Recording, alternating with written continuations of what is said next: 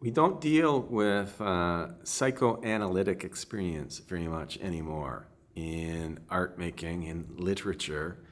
Uh, it comes through. There are aspects of psychoanalysis, of childhood psychology, family psychology that come through, obviously, in art.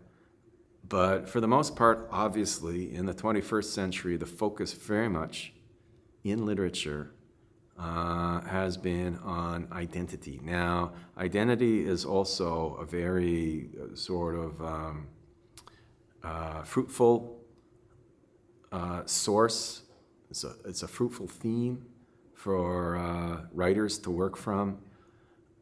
But there are problems with identity as sort of a foundational, as a root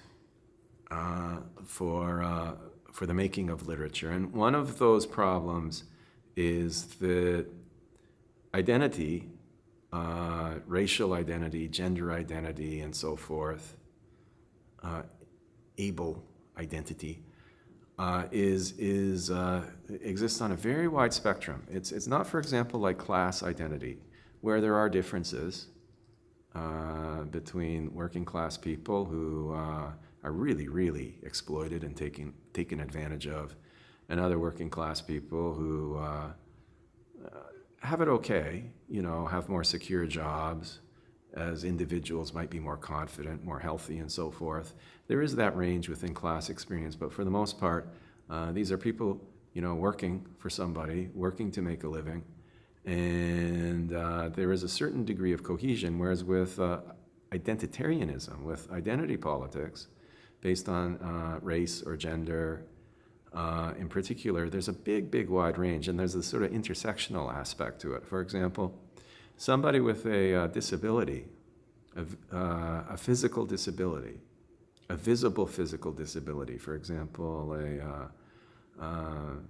being born with a differently bodied, is going to have a much different experience of the world, and a very profound experience of sort of pain and of kinds of trauma than, for example, somebody who was subjected to racism as a child and a teenager on an occasional basis, but otherwise was healthy and, for example, was from a middle class or bourgeois home and otherwise successful.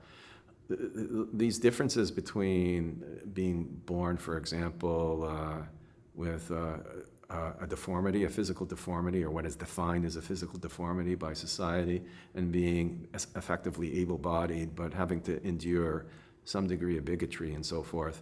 This is a very wide, big spectrum.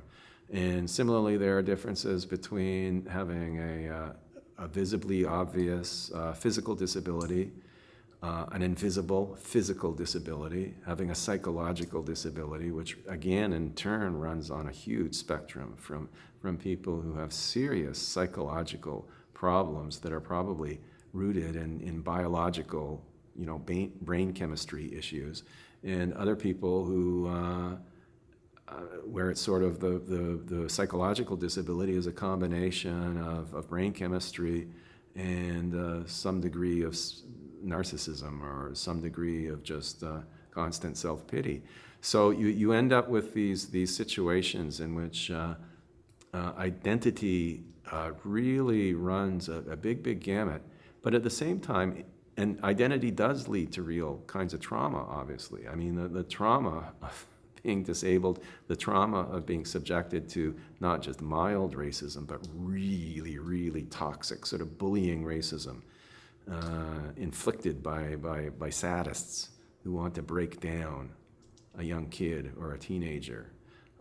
Those are very different experiences. The experiences, for example, of a good-looking middle-class woman compared to a working-class, sort of homely woman who's basically subjected again to physical threats, some degree of violence, and so forth. The big range of experience.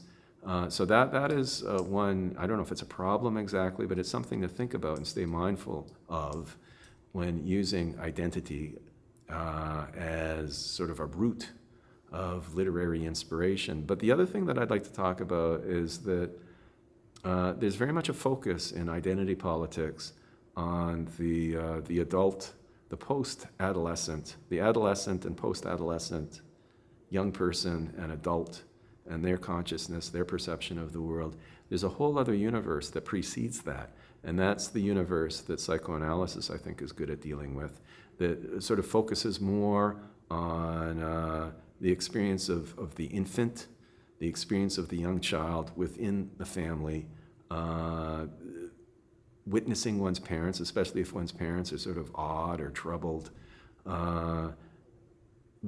experiencing the world if one feels frustrated, if one is sort of isolated, if one feels insecure as a child, and then that insecurity sort of grows more and more into adulthood. These things also need to be dealt with.